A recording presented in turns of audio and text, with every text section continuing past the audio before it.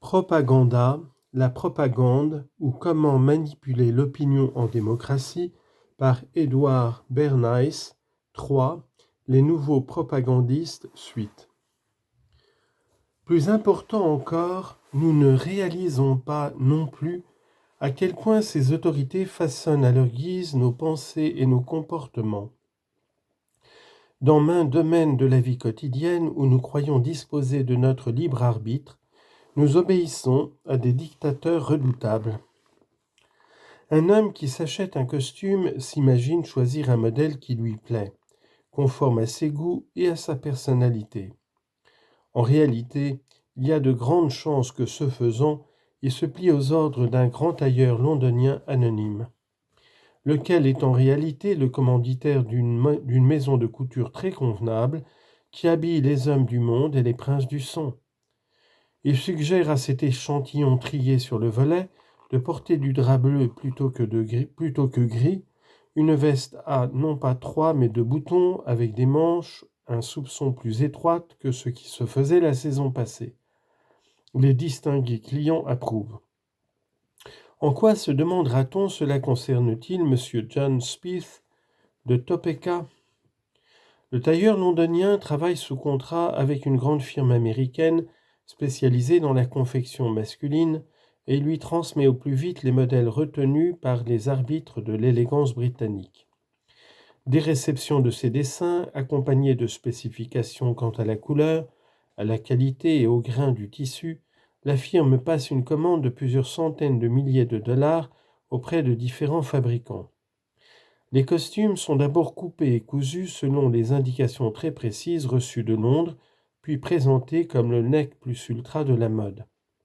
À New York, Chicago, Boston et Philadelphie, les hommes soucieux de leur mise les adoptent sitôt. Et s'inclinant devant leur autorité, le citoyen de Topeka ne tarde pas à les imiter. Les femmes ne sont pas moins soumises que les hommes aux injonctions du gouvernement invisible. Un filateur de soie qui cherchait de nouveaux débouchés suggéra à un gros fabricant de chaussures de recouvrir ses escarpins de soie pour les assortir aux robes des coquettes. Sitôt adoptée, l'idée fit l'objet d'une propagande systématique. On convainquit une actrice connue de porter ses souliers. La mode s'en répandit comme une traînée de poudre. Le fabricant de chaussures était prêt à satisfaire la demande ainsi créée, et le filateur ne demandait qu'à lui fournir toujours plus de coupons de soie pour fabriquer toujours plus d'escarpins. L'homme qui a insufflé cette idée à l'industrie de la chaussure avait la haute main sur un compartiment de la vie sociale féminine.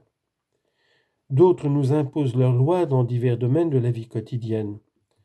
À côté des puissants qui agissent à l'ombre du trône, il y a ceux qui interviennent sur les variations du taux d'escompte fédéral et ceux qui décrètent quelles seront les danses de la saison prochaine.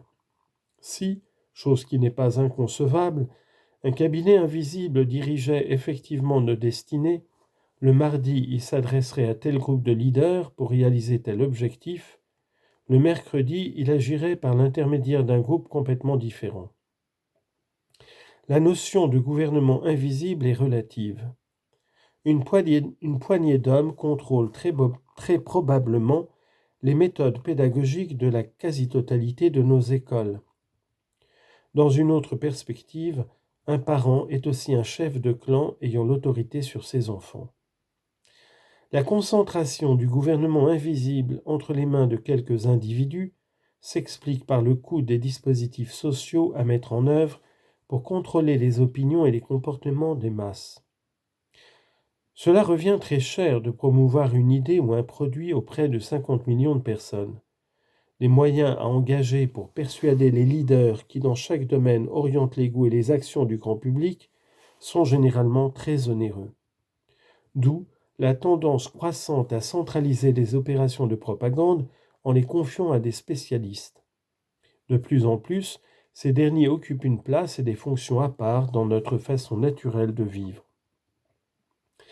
L'apparition de formes d'activité jusqu'alors inconnues appelle un renouvellement de la terminologie. Le propagandiste spécialisé, qui se fait l'interprète des projets et des idées auprès de l'opinion, et des réactions de l'opinion auprès des architectes de ces projets et de ces idées est ce qu'il est désormais convenu d'appeler un conseiller en relations publiques.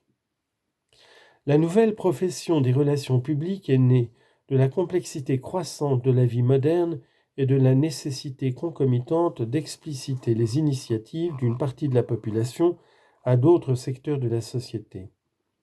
Elle trouve aussi son origine dans la dépendance de plus en plus marquée des instances de pouvoir par rapport à l'opinion publique. Qu'ils soient monarchiques ou constitutionnels, démocratiques ou communistes, les gouvernements ont besoin de l'assentiment de l'opinion pour que leurs efforts portent leurs fruits, et au reste, le gouvernement ne gouverne qu'avec l'accord des gouvernés. Les industries, les services publics, les mouvements éducatifs, tout groupe qui entend représenter un concept ou un produit, un courant d'idées majoritaire ou minoritaire, ne réussit que s'il a l'aval de l'opinion. Celle-ci est implicitement associée aux efforts d'envergure. Un conseiller en relations publiques est donc quelqu'un qui, en s'appuyant sur les moyens de communication modernes et sur les formations collectives constituées au sein de la société, se charge de porter une idée à la conscience du grand public. Il ne se borne pas là, loin s'en faut. Il s'intéresse aux façons d'agir, aux doctrines, aux systèmes, aux opinions et aux manières de leur assurer le soutien populaire. Il se passionne pour des choses aussi concrètes que les produits bruts et manufacturés. Il sait ce qui se passe dans les services publics, dans les grandes corporations et dans des associations représentatives de pans entiers de l'industrie. Les fonctions qu'il remplit pour son client sont très semblables à celles d'un avocat, à la différence près que ce dernier se concentre sur les aspects juridiques de l'activité de son client, alors que le conseiller en relations publiques travaille sur les points de contact entre l'activité de son client et le public. Il suit de A à Z le développement des idées, des produits, des processus susceptibles de subjuguer le grand public ou d'éveiller son intérêt. Dans le cas précis où il travaille pour un industriel, par exemple, il étudie le produit, les marchés, les réactions du public au produit, l'attitude du personnel vis-à-vis du produit et de la clientèle, la coopération des organismes de distribution. Après avoir examiné tous ces facteurs et bien d'autres, le conseiller en relations publiques s'applique à présenter les actions de son client de telle sorte qu'elles retiennent l'attention et l'assentiment du public. Les moyens qu'il utilise pour y parvenir sont aussi diversifiés que les outils de la communication au sens large. L'échange verbal aussi bien qu'épistolaire, la scène ou le cinéma, la radio, les conférences, la presse quotidienne, hebdomadaire et autres. Le conseiller en relations publiques n'est pas un publiciste, mais quelqu'un qui recommande le recours à la publicité chaque fois que cela lui paraît indiqué. Il est fréquent qu'une agence de publicité le contacte pour le seconder dans la tâche qu'il effectue au nom de son client. Il n'y a ni conflit ni duplication entre son travail personnel et celui de l'agence en question. Dans un premier temps, il s'emploie naturellement à analyser les problèmes qu'on lui soumet, puis il vérifie que l'offre envisagée par son client rencontrera l'adhésion du public ou qu'il y a moyen d'amener l'opinion à y souscrire.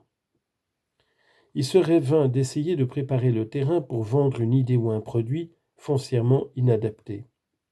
Soit, par exemple, un orphelinat qui constate une diminution sensible des dons s'étonne de l'attitude du public à son égard, de l'indifférence, voire de l'hostilité qu'on lui marque. Le conseiller en relations publiques découvrira peut-être, après analyse, que la sensibilité de l'opinion aux tendances sociologiques modernes encourage une critique subconsciente de cette institution qui ne répond pas aux nouvelles normes du plan pavillonnaire. En conséquence, il recommandera à son client de procéder aux modifications voulues.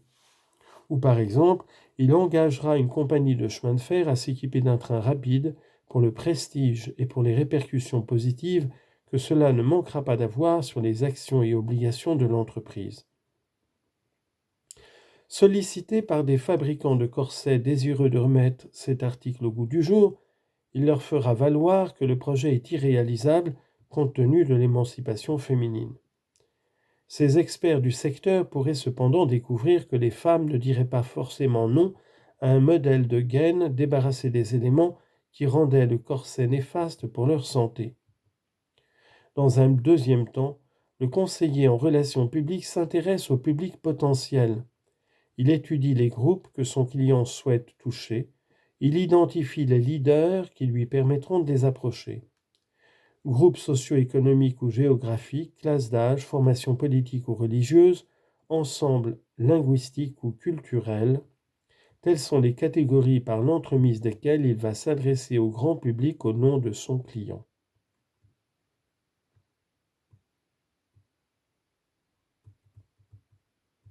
Ce n'est qu'après avoir procédé à cette double analyse et au tri des résultats qu'il passera à l'étape suivante, la formulation d'une ligne de conduite fixant la pratique générale, les procédures et les usages que son client devra observer dans tous les domaines où il entre en contact avec le public. Une fois ces orientations définies et acceptées, il sera temps d'aborder la quatrième étape.